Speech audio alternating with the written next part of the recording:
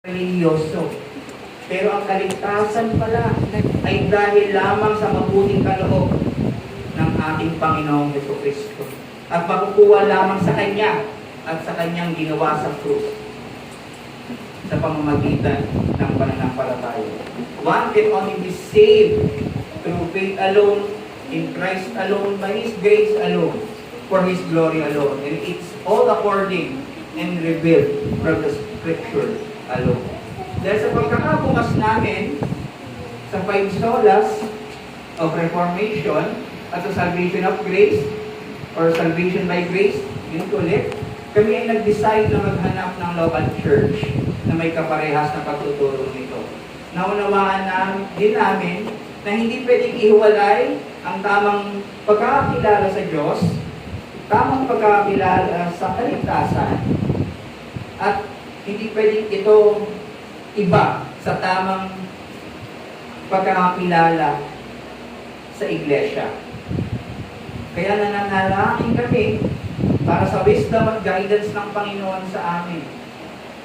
At sa providensya niya, may mga kaibigan kami sa Reformed Faith na nakatulong din para ma-persuade kami na magpa-member sa isang local church. Andiyan ang mga brothers na nabibilhan namin ng libro, namely sila Brother Jesse Torres, na nagsabi talaga na kailangan na kami ay mapabilang sa isang faithful na local church sa salita ng Panginoon. Andiyan din ang mga pastors, katulad nila Pastor Mon Mendoza, si Pastor Ish Montejo, at marami pang iba. Sila ang mga natakbuhan namin para tanungan kung ano ang mga pwedeng gawin. Pero sa providence pa rin ng Panginoon, hindi kami natuloy magpa-member sa local church, namely sa CRBC, sa Cubao Reformed Baptist Church. May iba palang direksyon ng Diyos para sa amin. At ito ay magtayo ng local church dito sa Montalban. Dahil kinonsider namin yung mga may iwan namin na hindi makakapunta sa CRBC. Kaya nagsimula kami magkaroon ng gathering. At ito nga ay tinawag namin SBGM, or Saved by Grace Ministry. Nag-gather kami every Lord's Day. Meron kaming prayer meeting every Wednesday. At kami ay nagsimula online. Since hindi pa lifted up ang quarantine ng mga time na yun. Wala kaming kung ano alam. Wala kaming alam kung anong pwedeng mangyari sa amin. Basta ang alam lang namin ay tuhaw kami at gusto namin mag-gather sa salita ng Panginoon, matuto sa salita ng Panginoon, mas makilala pa ang katotohanan sa kanyang salita. Almost a year kaming nag-meet through online. At muli, sa providensya ng Panginoon, mas dinadala pala kami sa kanyang plano. Muli, may nag-persuade at tumulong sa amin na maging ganap na covenant church. At ito nga po, sa tulong ni Pastor X. Linkel at ng church na Christ Heritage Church, kami ay sumailalim sa church oversight or covenanting. Noong November 9, 2021, nagsimula ang unang formal lesson for the covenanting ng aming ministry. Yan ay tumagal ng 1 taon. At noong October 15, 2022, kami ay naging kami ay na-covenant at naging ganap na isang local church na composed ng 14 founding members, 14 covenant founding members. Ang Saved by Grace Ministry ay naging Saved by Grace Reformed Baptist Church. At ito nga po kami ngayon, 3 taon na sinamahan ng Panginoon, pinatatag at pinagpapala ng ating mabuting Diyos. Sa 3 taon, marami po ang nangyari. Pangatlong chapel na po ito ngayon. Mula nung lumipat kami sa original venue namin sa Rimandos Residence. Sa loob ng 3 taon, from 14 founding covenant members, the Lord has graciously added more, and now by His grace we are 21 members in total. And we are celebrating na in the past 3 years, sa faithfulness ng Diyos, ay napagsalu-saluhan namin ang kanyang salita Sa faithfulness ng Diyos, sa loob ng 3 taon, napagsalusaluhan namin ang katawan at dugo ni Kristo sa Lord's table. Sa faithfulness ng Diyos, we pray together, governed by His Spirit. Sa 3 taon, katulad ng maraming churches, maraming experiences along the way. Andiyan ang misunderstandings ng mga members, andiyan ang tampuhan, andiyan ang panghihina ng mga members, andiyan ang pagiging dry sa pananampalataya, andiyan ang sabay-sabay na afflictions, sabay-sabay na temptations, marami ang luha, marami ang pagtitiis, marami ang pagpapagod. May mga panahon pa nga na nagkukulang na sa resources ang church. May mga panahon na konti o nagpa-fluctuate ang attendance pag Lord's Day. May mga panahon na nakakapanghina. Yung mga panahon na yun, seemingly uncertain sa aming mga mata. Pero sa biyaya at katapatan ng Panginoon, ito pa rin ang church, ang SGRBC, sustained and strengthened by the Lord. Dahil sa mga challenges na aming naranasan, dito mas nakilala namin ang tunay na pag-ibig, ang tunay na kahulugan ng pag-ibig ng Diyos sa Iglesia. Maybe 3 years ay may klipa compared sa seasoned churches. Pero para sa magsama-sama ang may iba't ibang pinanggalingang upbringing, para sa magsama-sama may iba't ibang desires at opinion, at higit dito, para pagsama-samahin ang makasalanan sa iisang bubong. Talagang kailangan ng biyaya ng Diyos. Talagang kailangan ng grasya ng Diyos. Talagang kailangan ng himala ng Diyos para i-unite ang bawat isa sa amin. Tigas ang ulo po namin. Talagang kailangan ng makapangyarihan na kamay ng Panginoon para hawakan kami at ma-preserve at dalhin kami ngayon sa mga oras na ito. By His grace, we witness each of us growing in Christ. We witness how His Word transformed our lives. We witness how His truth causes us to mortify our sin all the more.